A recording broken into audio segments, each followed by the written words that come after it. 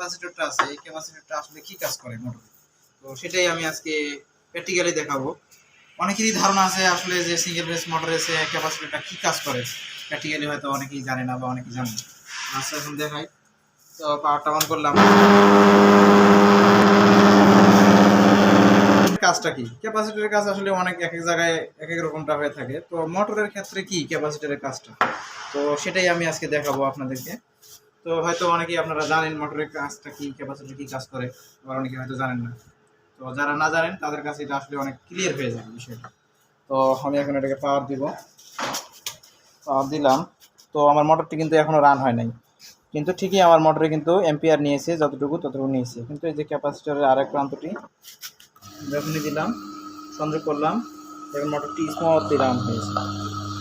তারপরে এখন দেখেন আমি ক্যাপাসিটরের কেবলটা আমি খুলে ফেলবো, মোটর কিন্তু আমার আগের মতোই চলতেছে, কোনো সমস্যা নেই।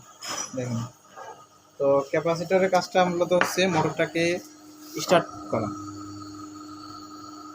কারণ সিঙ্গেল ফেজ মোটরে স্টার্টিং টর্ক না থাকার কারণেই আমরা হচ্ছে সিঙ্গেল ফেজ মোটরের ক্যাপাসিটর ব্যবহার করি।